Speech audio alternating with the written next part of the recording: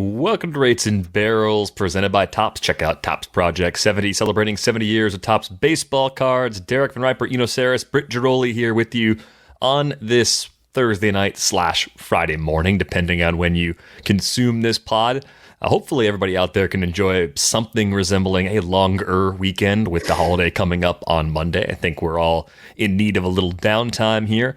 But lots to talk about on today's show. We'll check in on the playoff races with just 1 month to go before the postseason begins. We will talk about the Mets, who have become masters of fan engagement recently.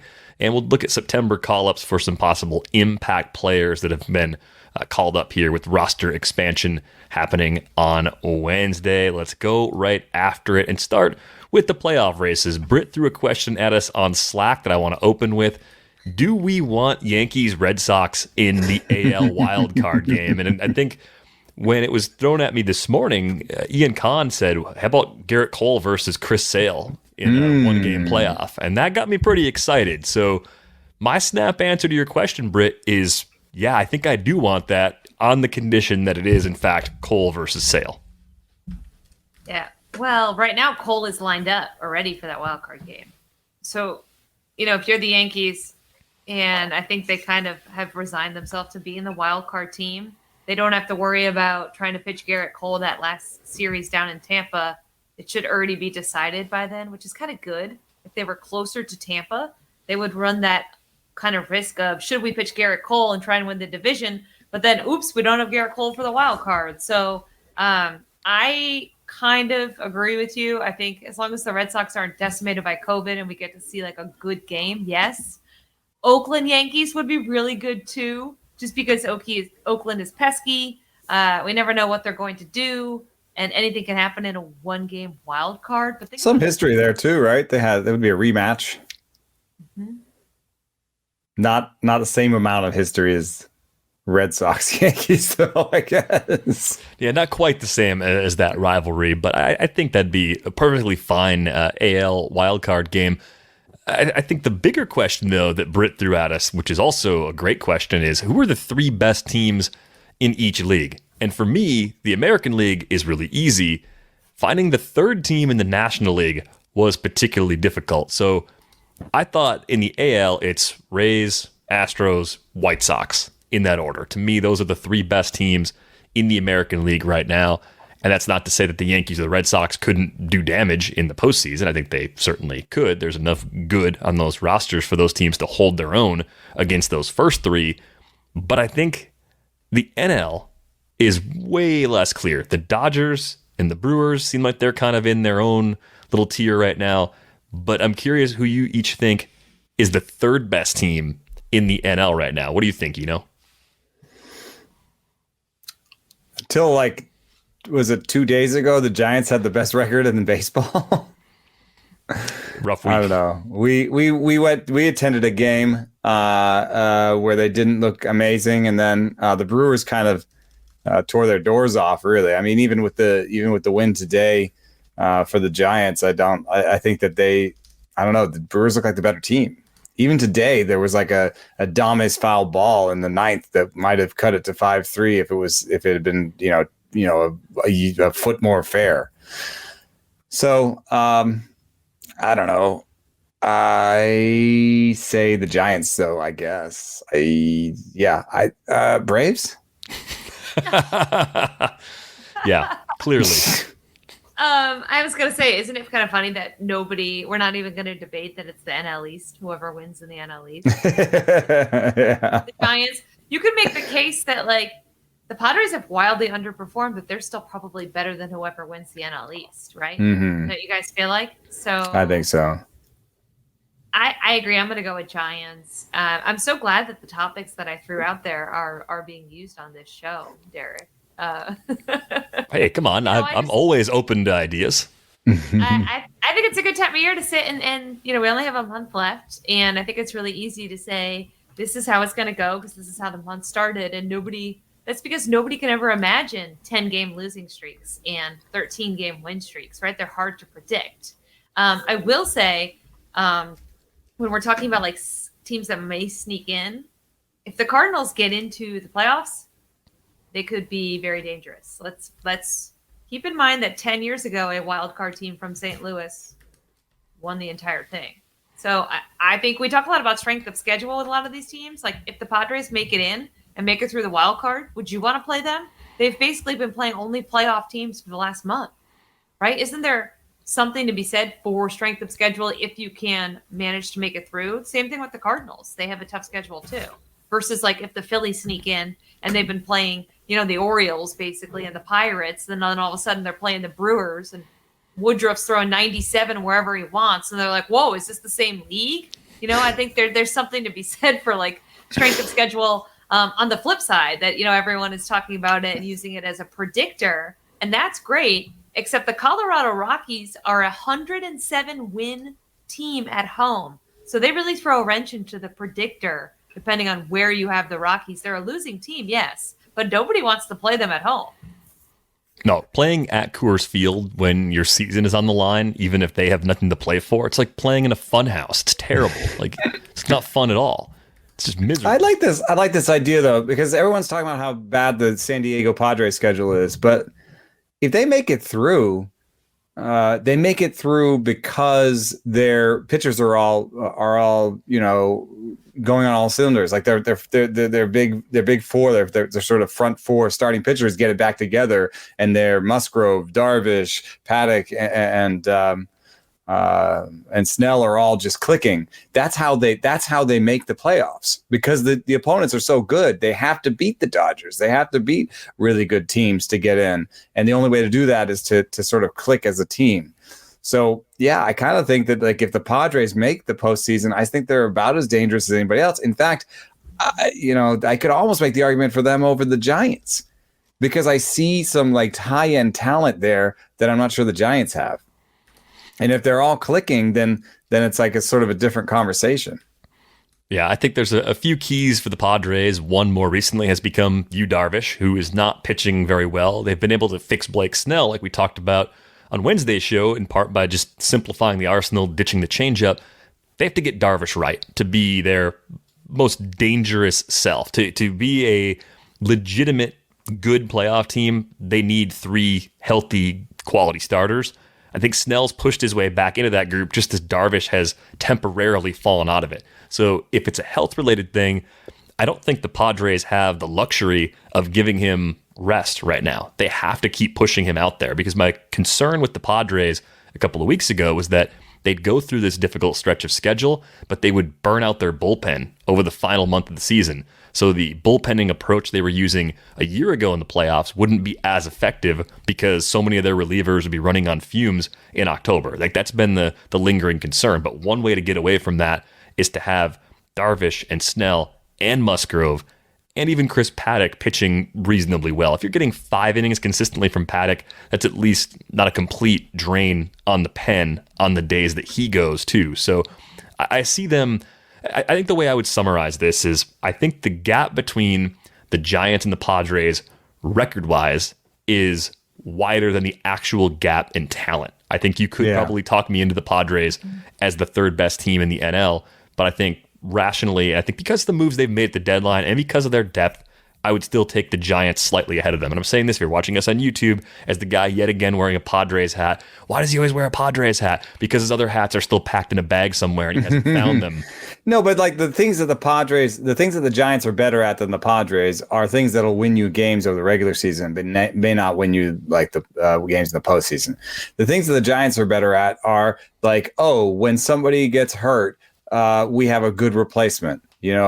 Like Sammy Long is better than some of the, bullpen call-up starters that they've had in San Diego. Mauricio Dubon is a better, fill-in center fielder than, that's not a great example because Tatis is the guy right now, but and he's pretty good, I've heard.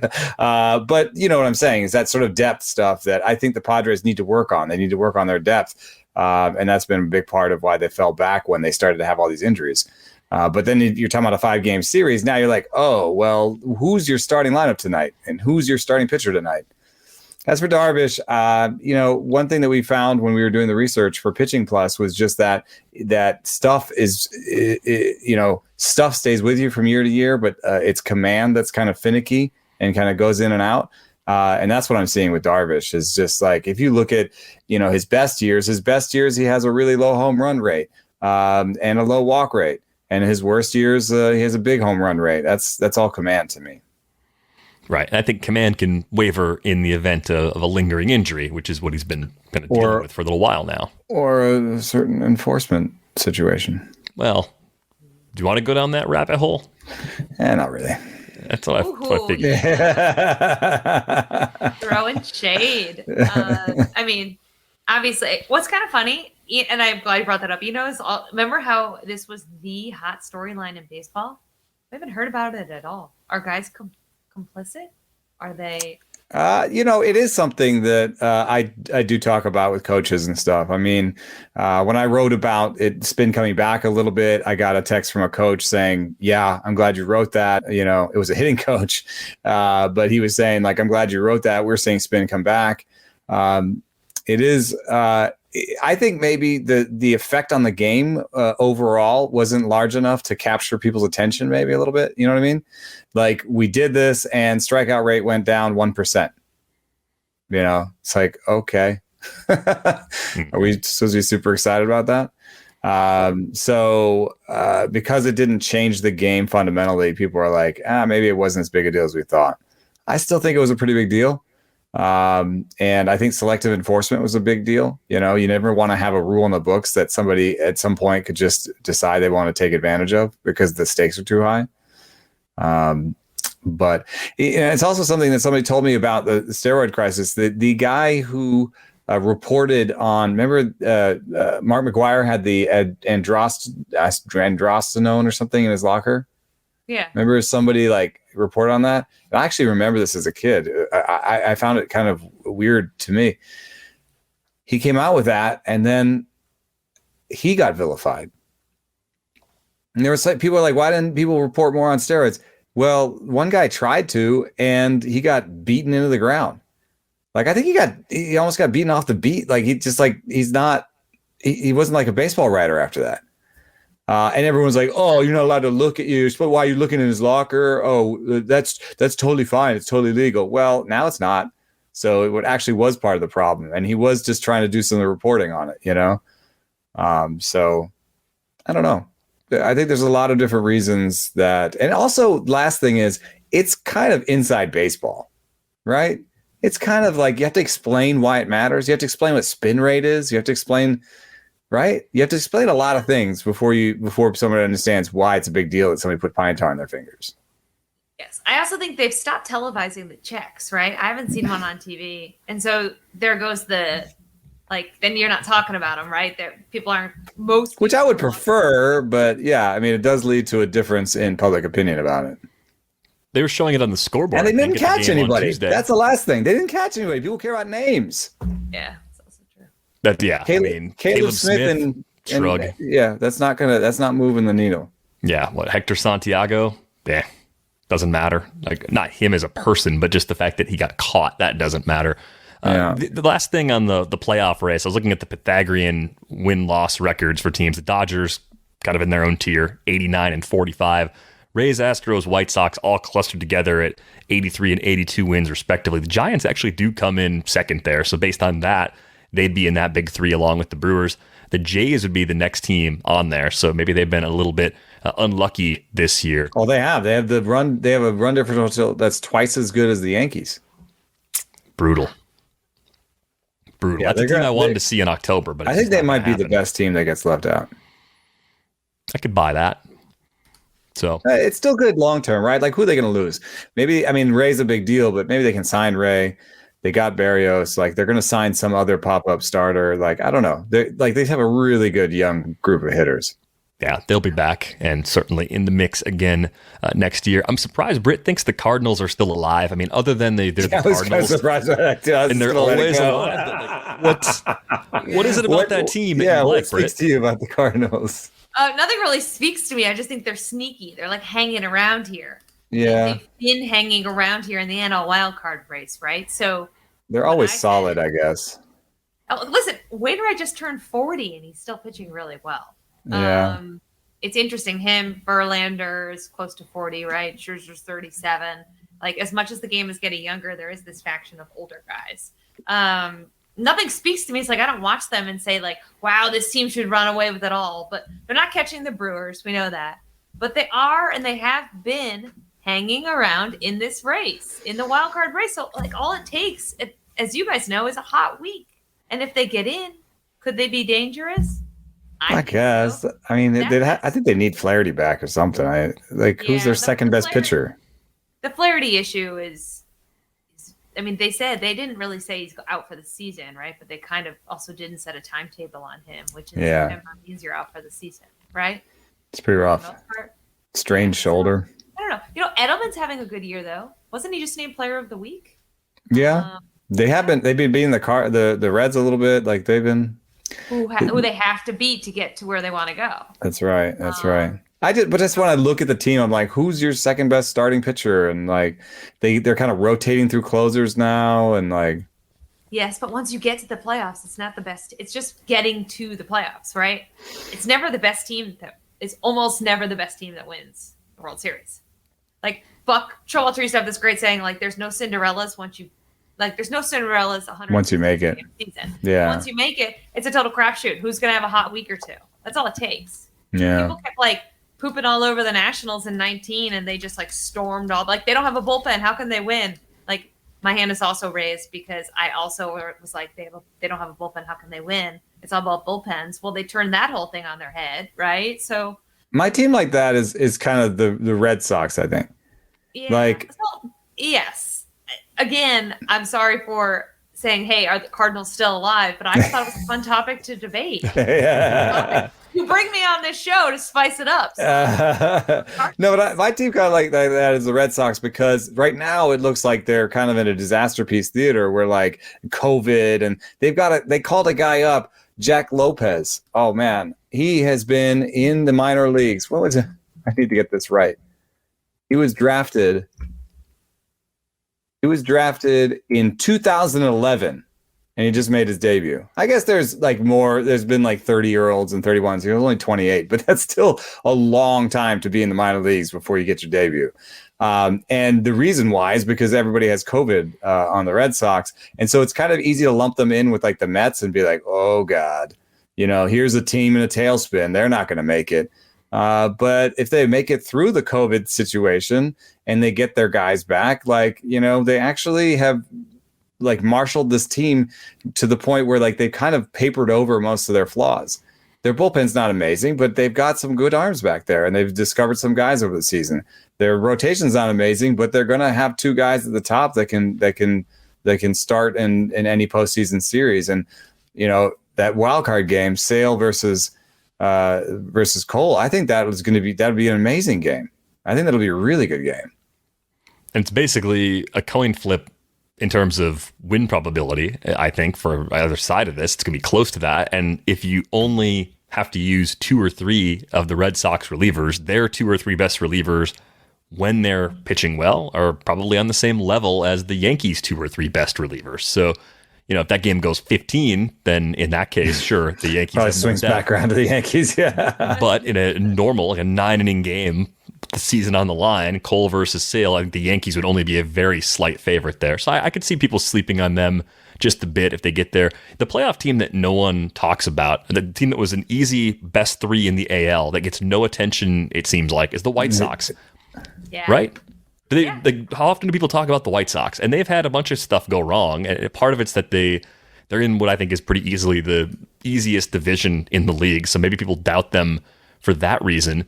But they look good. They look really good. They could score runs. The bullpen's solid. The rotation is certainly good enough. I think it's that rotation. Rodon was down 2.5 miles per hour in his last start. Yeah, and I think his health is always a concern, right? As great as this season has been, one of the first questions you would have had back in May or June is, what is he going to look like in August and September? Hopefully he's healthy. Hopefully he's still pitching well. We're starting to see maybe some signs of fatigue from him. But if you have Giolito, Lynn, even Cease as your core 3, let's say Rodon's hurt or he's not as effective, that's a pretty good first 3 when you have the bullpen that they have and you have the offense that scores runs the way that they can put runs on the board. And they got a few kind of X factors in the bullpen too, with Kopech and this version of Reynaldo Lopez. This is one of the better versions of Reynaldo Lopez that we have seen. So what if you only need 3 innings out of Rodon, right? Right. If he gets to the lineup once and the velo's still down, you have a couple Lopez of guys you can turn to. For Kopech comes out, and then all of a sudden you're down to Kimbrel Hendricks, right? Like they could do some weird strategies, and I think Tony La Russa would actually do those strategies where he'd just be like, everyone pitches 2 innings tonight. Here we go. What if you got 4 innings from Kimbrel and Hendricks? Yeah. What do you even need from your starters? You guys are right, though. No one is talking about them in their Chicago, and they have Tony La Russa. I feel like they went through a wave where they were talked about all the time, and then we all just kind of forgot. Like fatigue or something. Yeah. It's also in a box. Yeah. I was about to say something about the market, but it's not really the market. Maybe it's the market of their opponents. Maybe it's the fact that they're running away with the division, so there's no there's no intrigue. Like they're in the playoffs already. They can already start to do the schedule game where they're like, ooh, you're gonna rest this guy, and I'm surprised they're not resting Rodon, 2.5 miles down. Hopefully just put him back on the IL. Yeah, they should give him a bit of a breather, but you figure they're healthier now than they've been at any point this season, right? You finally have Grandal and Luis Robert back. You've got Eloy back. That's huge. Andrew Vaughn. I can't believe they won all those games without all those guys. It's kind of crazy. It's remarkable. I mean, Tim Anderson, just doing Tim Anderson things, banged up right now. They're giving him some rest, which I think will serve them well once they get to the postseason, if they can get him completely healthy again. Jose Abreu, I think Kevin Goldstein wrote a good piece about him earlier this week that I still have to get back to, but I think Jose Abreu is one of the more underappreciated mashers of the last 5 years, in part because some of those White Sox teams he's played on have been pretty bad, but really since day one with the White Sox, he's been every bit as good, if not better than expected at every turn as a hitter. Well, I mean he won an MVP, so he got some attention. But one thing I will say, I think otherwise, if he didn't get more attention, it might be because he's like a 280, 25 to 28 homer guy, which is like a weird place to be. It's like you're never going to lead the league in homers. You're never going to lead the league in batting average. It's like kind of like an old school first baseman that's actually might lead the league in RBI, which I guess we've all decided it sucks as a stat, so we're not going to talk about it. Well, we like WRC plus. He's got a career 133 WRC plus, and he's he good. Came into the big leagues post peak. Yeah, that's true. Yeah, I mean, there's a lot to the Brewers are 10 games up as well, and they don't really get a whole lot of attention either. It's just like the Brewers. They do on this show, frankly. Yeah, because I wonder why that is. That's strange. You know what? Derek has also been pounding the Tampa Bay Rays drum. So I was going to say the Rays are underappreciated, but not on this podcast. Yeah. No. I think there's a couple funny things that happened since we last spoke. About how about this? You guys everyone. Let's pick a champion now. Okay, on September 2nd, we're going to pick a champion. Am I German or something? A world champion, like a winner, a World Series winner. There you go. That's the right words. All right. Who you be? World Series champion. Who you be? Yeah, who you be? I was asked a similar kind of question on Starkville. It's coming out on Tuesday, and so I will ruin that for Starkville listeners and say I picked the Brewers. Oh, man. We are spending a lot of time together, aren't we? Are you guys going to watch the games together? Watch parties now that Derek's out there? Yeah, we are. We went to the game on Tuesday. It's weird to watch a baseball game with someone that you talk baseball with all the time when you don't normally watch games together. And then you start talking about things that aren't baseball. Because it's baseball. I mean, that's actually one of the reasons I fell in love with baseball and this is a funny thing because we talk about pace, right? And we talk about, we need to do all this. We need to get younger fans. But one of the reasons I loved baseball from the beginning was that there was hanging out time. Yeah. There was you could actually talk about something. I went to a football game once and it was a preseason Patriots football game. I hadn't seen my friend in a long time. So I think it was Paul Swinen, maybe? I don't know. We were just talking. And I think the person in front of us turned around and was like, stop talking about stuff that's not football or something. And I was like, we got yelled at. And I was just like, as a baseball fan, if that happened to me at a baseball park, I'd be like, what? Yeah, but look, so the core demographics for baseball are the generation that Lewis Black is a part of. Like, he has described his generation as being the greatest of all time at hanging out, which I would agree with. Like, people that are in that like 60 and up group, like, they're great at just sitting around, just kind of shooting the breeze about anything and pretending to be an expert in anything. Like, they're great at that. No generation will ever be as good at chit chat and small talk. Because we all have Google. And that's part of his joke. He's like, you guys, you're all doing research. And it's like, well, yeah, we want to know the truth. We're not going to pretend like we understand things like these it was true. I think it was better like the other way, because every time I say something to my husband, he'd like, well, look it up. He's like, well, let's look it up on our phones. Well, it's not. Why don't you just listen to what I said? I have a really good friend like that, and I'm just like, don't do it. Why prove me wrong when I have this bravado? I agree with the pace. I have vivid memories, and also of hockey before they changed a lot of the rules to fix the pace in hockey, of doing my homework while the game was on and talking to my dad. And baseball is a sport where you can do that, and my dad could answer and converse, right? And it's not the same in football at all. So I do have memories of that. Should I pick my world champion now on September 2nd? I'm going to get crushed. I don't want the Houston Astros to win, but I think the Houston Astros might win. Nice. That's a good one. They're just good enough, right? It's never the obvious team. It's always the less obvious team, that second tier. I think they're just good enough to do it. And they could kind of do some of that national stuff, right? Where they have like 7 starters, so they could use their starters to paper over their problems in the bullpen, if there are any. Yes. Yeah. They've been hitting all year. They just have a lot of talent. They're just a really talented team, as much as people don't like them.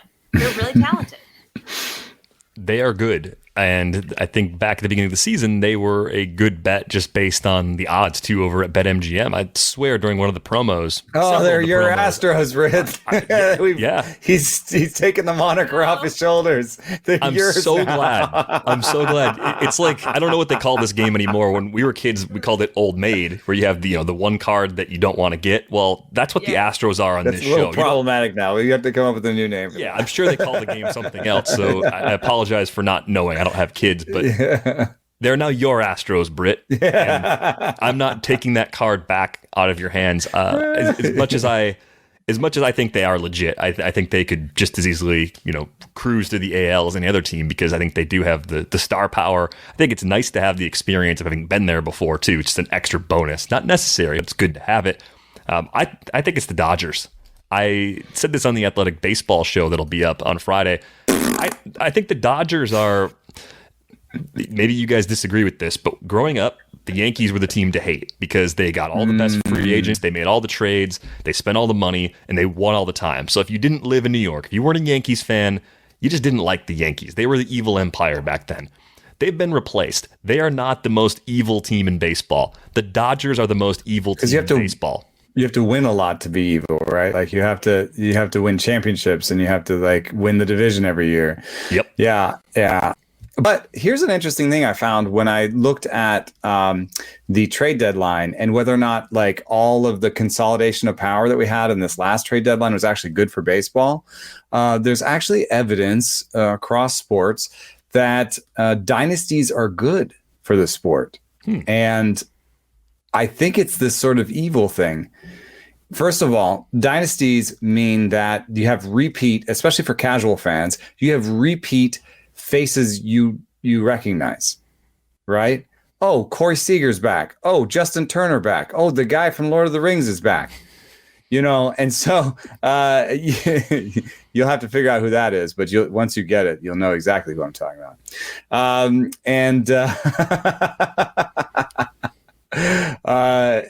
gonna get me in trouble. Anyway, my point is they're recognizable. You hate them, or a lot of people hate them, or you love them because you're from Southern California, or you want to be from Southern California, So dynasties are good for sports apparently, and I think it's partially this either love them or hate them, but you know who they are, right? Isn't that gonna be that's sort of part of our ongoing conversation about whether or not the Rays are bad for baseball and blah blah blah blah blah. And like the one thing that I think we might agree on is that it's a little problematic to cycle through players so quickly that people just don't know who's on the team this year. Like Willie Adames was a recognizable face from the Rays that went to the World Series last year, and he's not on their team anymore. Yeah. He was the starting shortstop. He was young. He should have been there for a while. Yeah, but I think more people remembered that team because of Randy Arozarena, and at least he's still there. Yeah, okay. I guess. Yeah. I mean, jersey sales. It's hard to what jerseys, getting his kids. They're big Rays fans. What jerseys safe, right? Like it is tough. Yeah, Randy's 28 or 20. He's already 28 or something. He's going to be gone. I think all of this comes back to something. So, Britt, you weren't on the show, I think, on Monday when this came up, but this is the same sort of argument that happens a lot of times with developing aces, like developing stars. Obviously, very hard to do. There are fewer stars in the game than we want there to be. There aren't enough stars to have every team have 2, right? That's just not how it works. But if you make the lines a little broader, if you say, you know what, a 3.5 win player, 4 win player, that's actually a star player. That's like a top 15% sort of player. Okay, so then you maybe have stars and superstars. Then it's just semantics, right? A top 10 player is a superstar, but a 11 to 40 range player, that's just a star. And you might have 2 or 3 guys in the 11 to 40 range, and yeah, maybe they don't sell as many jerseys, or maybe they're not out in front, maybe the league doesn't promote them that well, but they're still really good players. I think that's kind of part of what's happening here too. But anyway, I think this postseason is lining up to be really good because I think the Brewers are absolutely good enough to play a great series, even against the loaded Dodgers lineup, because the pitching's good enough. The rotation's good enough. The bullpen is both good enough and deep enough where they can actually go head to head with the Dodgers. I would agree that the Padres, if they get there, could actually do it. I believe they're good enough to hang around in a series like that too. And I think we kind of wonder right now, are the Giants on that level or not? And this weekend, we get a chance to see those two teams square off. They're tied for first right now, entering the weekend. So that's top of the list probably of series to watch this weekend. But I think the good versus evil is actually really important for the game. You need enemies. Like baseball was in a pretty healthy place in terms of the national conversation back when the Yankees were dominating when we were kids. That wasn't a bad era for baseball popularity. Having a team full of stars that wins all the time probably is good because we have a common enemy. 90% of the fans in the game all root against that one team. That's a good thing. It's like a comic book, right? You need villains for superheroes to be interesting. This is why the Astros, they were actually not bad for baseball. That whole cheating scandal, actually a lot of attention. Yeah. Yeah. LeBron James was tweeting about it, right? Yeah. It kind of transcended a little bit. I don't like my World Series winning pick.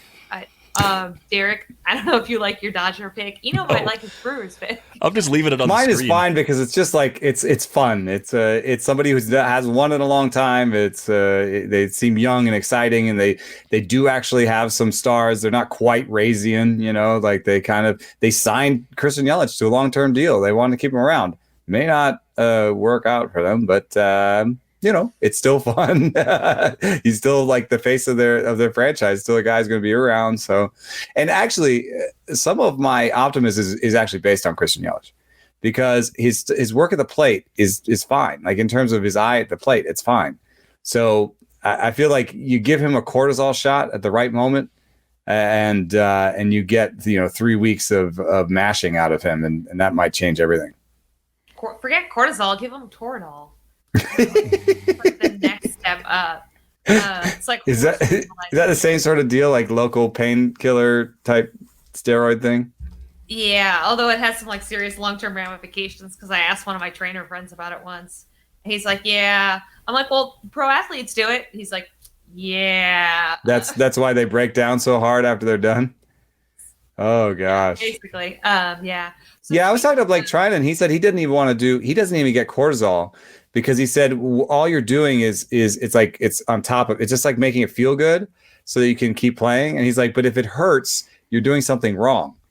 So don't just keep doing something wrong. Don't just like, have a painkiller on top of it.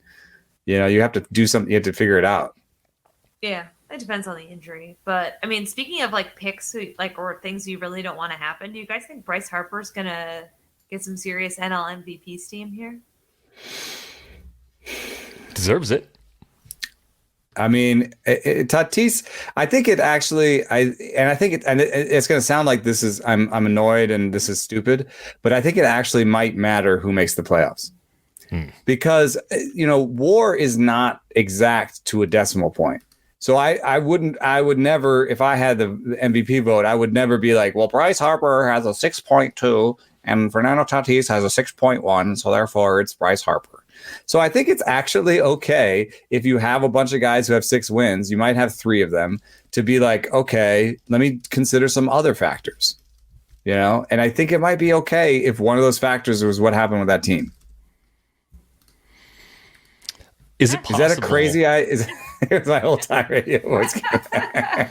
Is that crazy? Am I losing? I have to give up my Fangraphs card? No, I don't think that's just how it works. But I'm actually curious if you guys think that Trey Turner could win the NL MVP despite being traded in the middle of the season. That's why. Aggressive take I haven't heard. Well, that's why I was talking about this. Like, if you look at who's going to end up with around 6 wins, it's Muncy and Turner are going to both be there, and Will Smith. But I think that's going to be a problem too. Another narrative sort of thing is, if there's 3 of them, how could any one of them be the most valuable? Yeah, which again, I'm sorry. Here's my Fangraphs card. I'm sorry. No, these are the things that we rail against. Male. Well, these are the things that we rail against at we used to rail against at Fangraphs. We were like, no, it's just about value. It doesn't matter. These other things are contextual. It doesn't matter how many wins the team wins. Well, what if your stat that you're using, what if Fangraphs is not actually that exact down to a decimal point, and these are actually just a grouping of players? Then yeah, I think it does matter, because there are soft things like leadership skills, right? That can sort of bleed to the people around you, right? Yeah. I don't know. I see a case building for Tatis that's pretty strong, because he's going to be right there with all the rest of them. If the Padres make the postseason, you're going to have all this like on off, right? When he was off the field, they were losing. When he came back on the field, he hit home. Every time he came back for the DL, he hit a homer. IL, he hit a homer, right? So it's like, oh, that's what we were missing. So I don't know. I think, and also he's going to have like the traditional numbers, like homers, stolen bases, all that stuff. Like he's gonna be all over that. So Bryce Harper is he's kind of the LeBron of baseball, in the sense that he was hyped from the time he was a teenager, and he's just come up and just been everything he was supposed to be as a player. Like what to this point in his career has Bryce Harper failed to do other than win a World Series? And in a game like this, it's like, well, if we don't hold it against Mike Trout, why would he hold it against Bryce Harper? Like he's a great player, and I think he could have amazing years like this for a few more years, and it would still be somehow under-discussed, which is bizarre, because if you thought back in the beginning of his career, if he was going to be a perennial MVP candidate in his late 20s, it would be the only thing we would talk about. And instead, it's like, oh yeah, Bryce Harper's having a good year. Let's go to someone else. His teams don't do well. It may or may not have something to do with his leadership skills and his abilities in the clubhouse and what sort of clubhouse he creates around himself. But maybe it's just he wasn't on great teams. But the thing is, if he was running away with it, if he had 7 wins and everyone else had 6, then I'd have no problem. Then I'd have no problem being like, that's it. Except he's just in a group. I think when you were talking earlier about sort of difference between superstars and stars, like I just think he's in a group. He's a really good player. He's in a group. He's not LeBron. LeBron, if you look at LeBron's like advanced stats and stuff, he's always like way out in front. LeBron is Willie Mays. Oh, and to clarify, I don't think Harper is like the equivalent in terms of what he's done on the field. I think in terms of like hype, just the hype and how long he's like been around. He's like the baseball equivalent in that he was supposed to be amazing. We heard about him at a really young age, and instead he's just really good. He's really good. He's pretty close to the hype. The hype wasn't unwarranted. But he's not putting up 10-win seasons like Trout. That would be, in that case, then he would also be like LeBron in terms of output. That's what I'm saying. But right, I think maybe because we thought he was going to be a perennial 8 to 10 win guy, that he's only a 6-win guy, going to be a 6-win guy this year somehow is a disappointment. But when the rest of the league is below him, he's the best offensive player in the NL right now in terms of WRC plus. He's got a 166. I mean, he's definitely a top 3 guy for me. It's just the order of that 3 may have to do with something other than wins above replacement for me.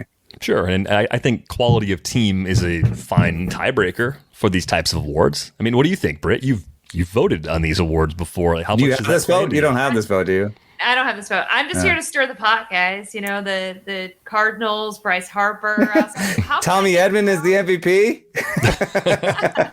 I was like, how can I get Eno and DVR to really go off here in the edition of Rates and Barrels? I kind of side with you guys. I think if he's far and away the best player, give it to him. But if it's a tiebreaker, you have to look at the team, the leadership, all those other qualities. And so to me, I'd put him high in my ballot. I wouldn't give him the MVP. We still have a month to play, so a lot could change, right? If the Phillies win 10 games, storm into the NL East led by Bryce Harper, does that change your mind? I mean, it could, right? If Tatis gets injured again, Right. If the Padres fall off a cliff here, does that change the balance here a little bit? It could.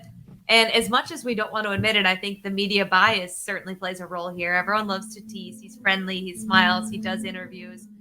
Bryce Harper is harder to deal with. Mm-hmm. And fair or not fair, I think that's often a tiebreaker for people who vote is this guy nice to me? Is he nice? Do I like him? And that's just kind of some of the biases that creep into these votes, right? It happens all the time. And it really shouldn't. But, because like you guys said, Bryce Harper's a great player, but I don't know. It's interesting because I didn't hear much about him. And now twice in the last week, I've seen these stories about how no one's talking about how great Bryce Harper is. I think because we over-talked Bryce Harper for a decade or so, that maybe under-talking him for a few years will just balance out the whole Bryce Harper. It could. So I think the other team that could throw someone into the mix here would be the Reds. If the Reds are a playoff team. Castellanos, maybe? Isn't he actually in the mix in WAR? His defense is not amazing. Yeah, he's below average defender, so he's only at 4 WAR right now. And Winker has missed a little time.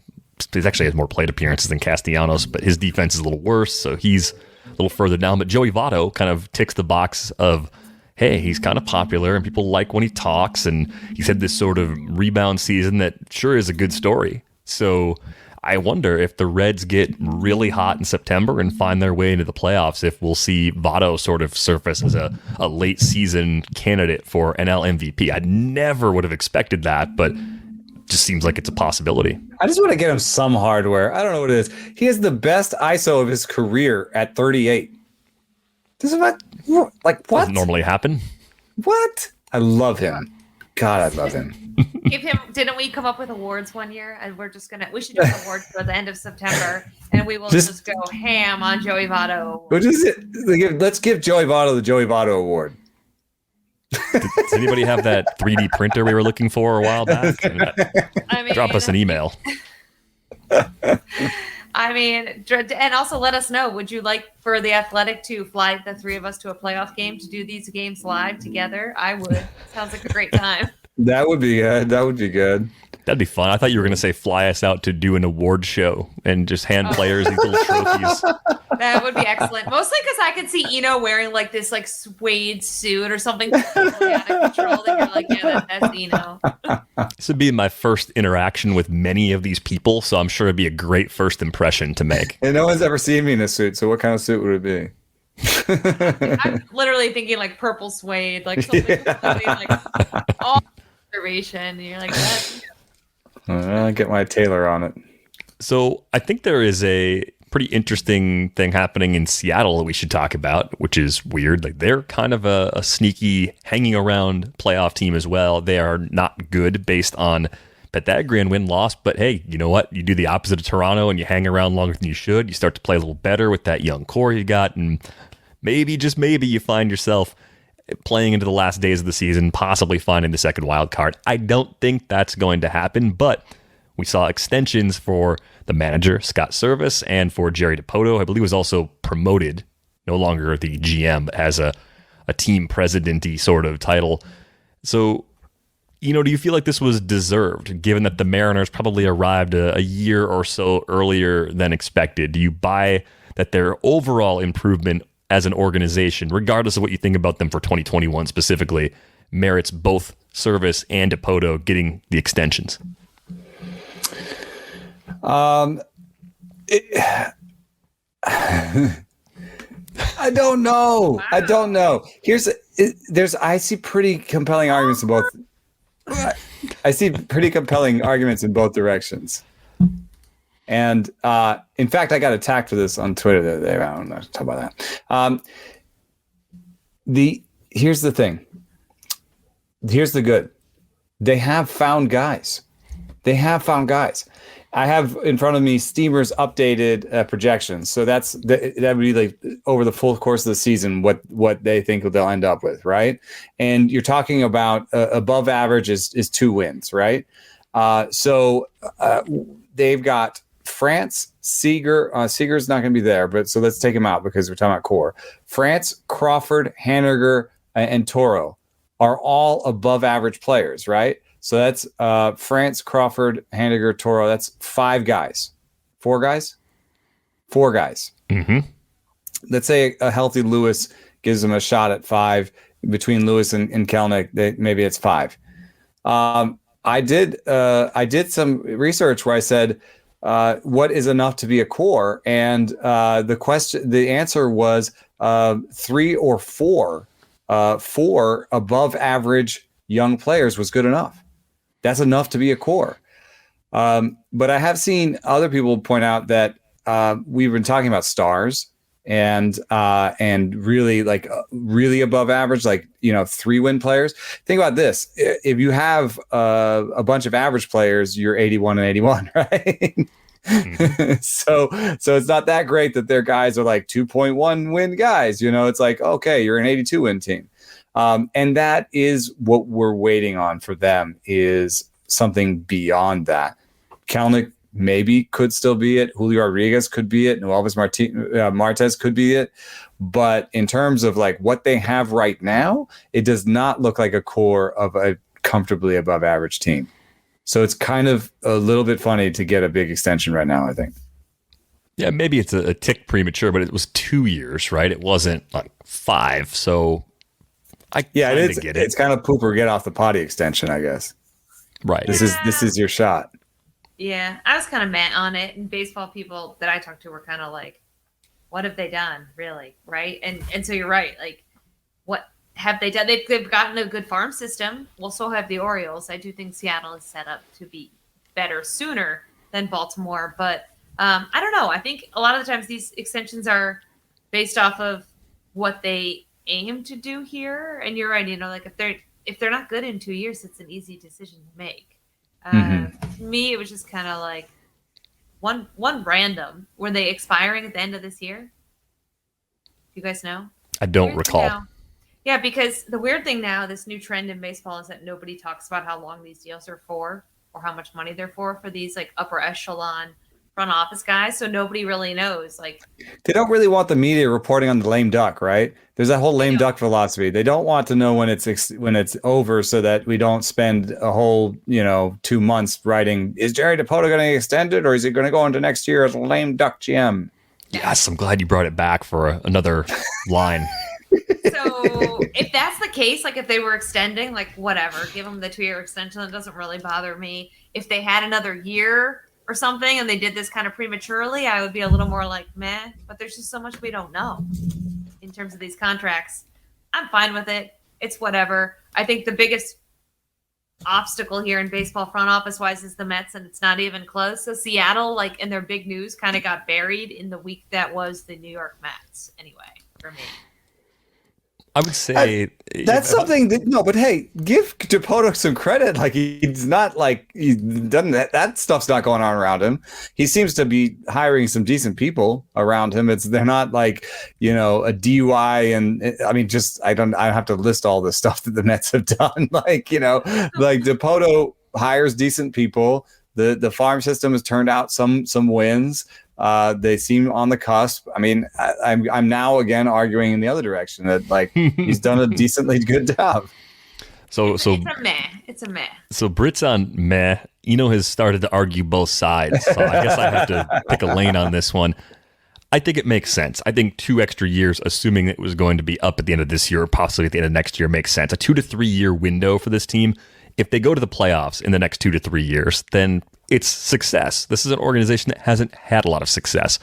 So much is riding on what happens with Kelnick between now and the end of that window. Not now and the end of the season, not now and the end of next season, but this is a prospect they basically stole from the Mets, right? Like everyone loved the Kelnick deal every day up until he showed signs of struggling in his first taste of big league at bats. He's still probably going to be a very good player and maybe a star.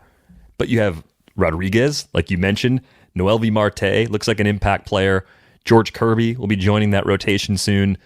You got Gilbert already up and trying to figure things out. I mean, there's impact talent in a lot of key places on the roster. And even if JP Crawford's never the player that we thought he'd be back in his prospect days, he's at least a good big league shortstop. It's good to have that sorted out too. The Toro trade looks like a huge win for them, at least as of right now, for Kendall Graveman, who wasn't going to be a long-term part of their bullpen. I mean, he was on a 1-year deal, right? So I think that's a fantastic trade. There's a lot more good than bad with the core they have in place right now. It's all going to come down to this for me. If their player development can hit with this young talent, like if they can turn those guys from possible 2 to 3 win guys into like a few 4 to 5 win guys, that goes a long, long way for this team to actually be like more of a perennial playoff team than a team that will get there like once in the next few years. Yeah, I'm making a decision.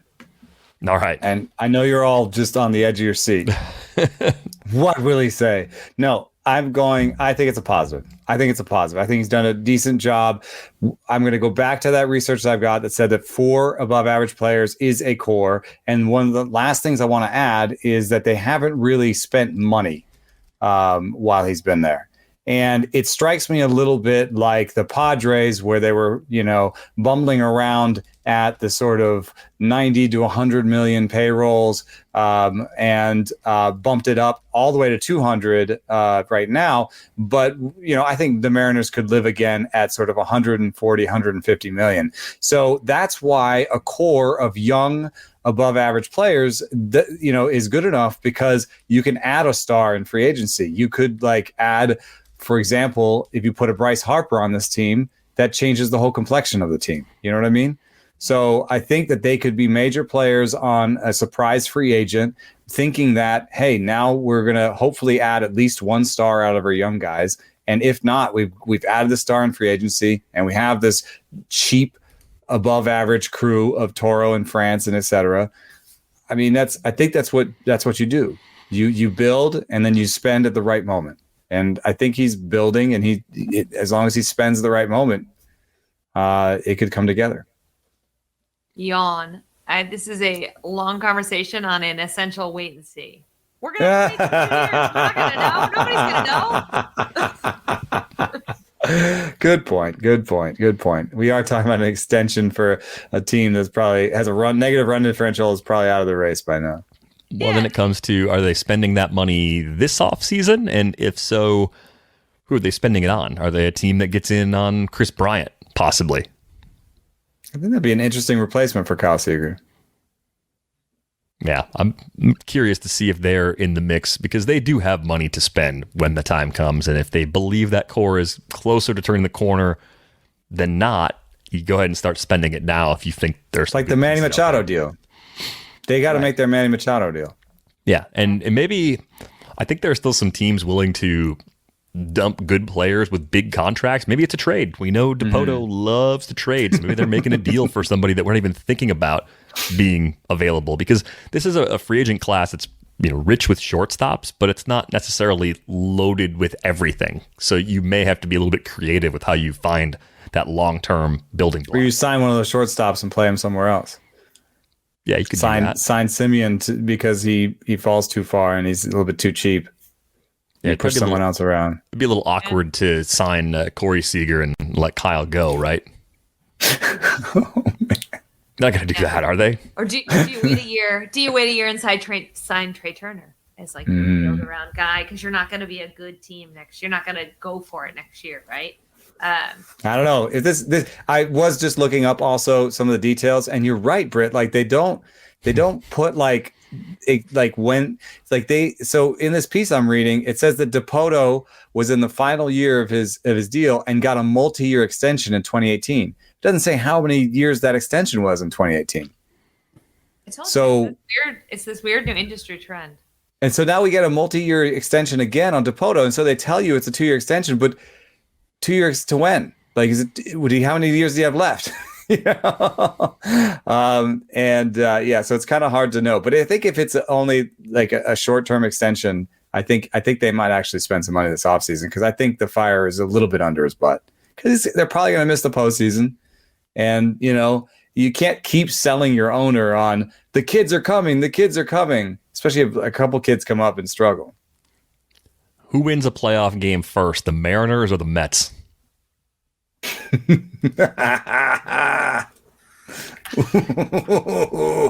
Oh, God. Ooh. Mets, because Cohen is going to clean house. He's going to get a whole bunch of new leadership in there, and he's going to spend another round of money.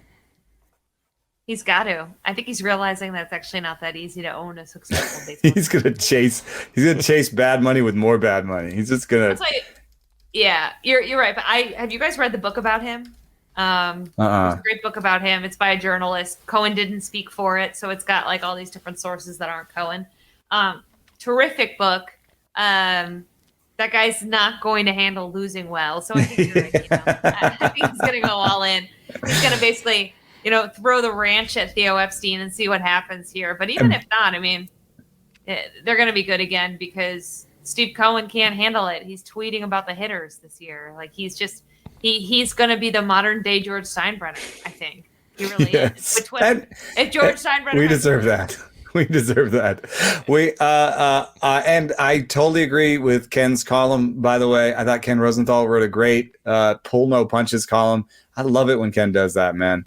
He does not give an F sometimes. I think they do need to fire Sandy Alderson. I think they need to clean, because I think Sandy has had like 3 huge missteps this year, including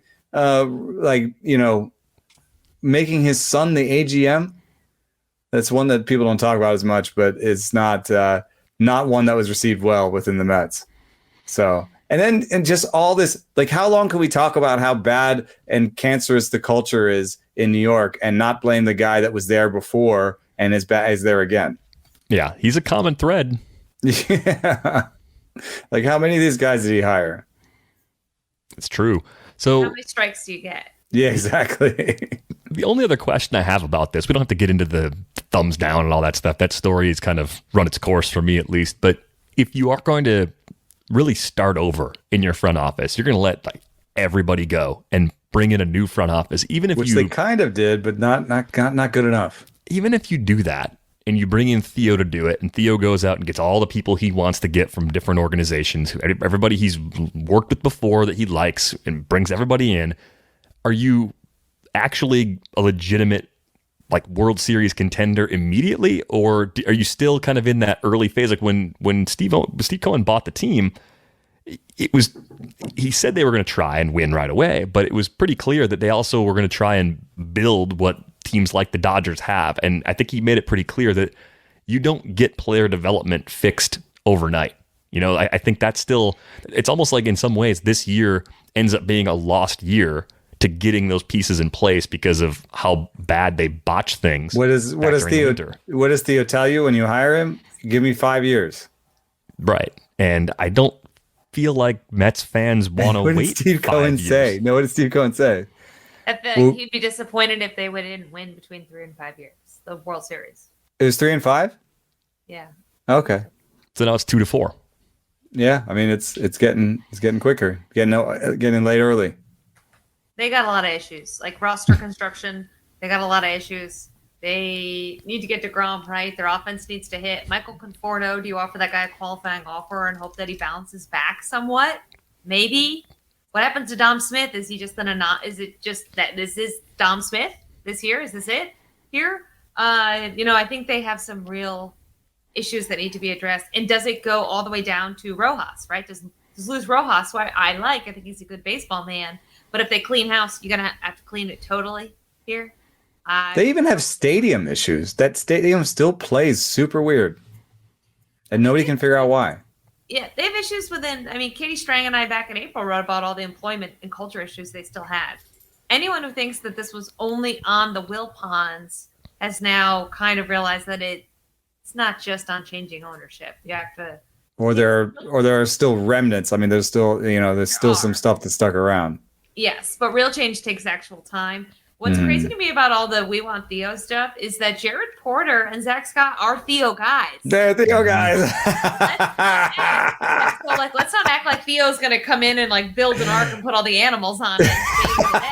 Yes. Like, you know what I mean? Wouldn't the connection there keep the Mets from actually hiring Theo? I mean, I know it won't, but shouldn't it? Like, shouldn't that be the sign? Like, you know what? As great as Theo has been with the success that he's had in Boston and Chicago, maybe we're not going to be the third place he goes. Maybe we're just going to pass here and try something else. You'd think that, but if they hire him, something is going to happen. Something unexpected. Who's a rising star that you can pull away? Who's the next Chaim Bloom? Like who are you? I think they've tried to get David Stearns before. Mm-hmm. So that would be a big fish. Heat up again. That would be a big fish right there. Well, I don't know what they're gonna do. But I'm glad you brought that up, Britt, because it's like why go right back into that path? Why go to the same tree? Like that doesn't seem like a good idea. Like look in the mirror, Mets. Think this one through. I know thinking things through is not your specialty as an organization. Oh man, Rick. Yikes. Hey, look, I think it'd actually be a mistake. Everyone's going to want them to get Theo. I think it would be a mistake for them to do it, but just my opinion. We got anything else that we wanted to get to on the rundown? I'm excited for this weekend because the matchups are good. We got Dodgers-Giants. We got Astros-Padres. The Reds get a layup against the Tigers they have to make if they want to keep holding on to that second wild card in the NL. Atlanta has to go into the Funhouse in Coors. Phillies Marlins, like the Marlins are a pesky spoiler because of their pitching, so that's watchable. Mets Nationals, right? The Mets, the constant dumpster fire. What are they? The Nationals have been playing spoiler. They actually lost today. Yeah, they melted down today. Didn't they have a big lead? They're working on it. They're playing okay. Yeah, despite not having any players. Oh, I hope everyone's got a great holiday weekend filled with lots of baseball because there's some really good games. Burgers and brats. You guys have brats out here, You have yes, real we ones? have brats out here. Are they actual brats? I can tell you where the good sausage purveyors are. Oh, there you go. Please let me know as soon as possible. If you do not have a subscription to The Athletic, you can get one for 50% off at theathletic.com/rates and barrels. It's the best deal that we run throughout the year, so get that while you can. It's a great time to sign up. The too early fantasy baseball rankings, they're like a month away. Those alone are worth the price of a subscription. And they're like not even in the top 1,000 best things on The Athletic over the course of the year. So, keep that in mind. On Twitter, she's at Britt_Giroli. He is at Enoceris. I'm at Derek Van Riper. You can always email us, ratesandbarrels@theathletic.com.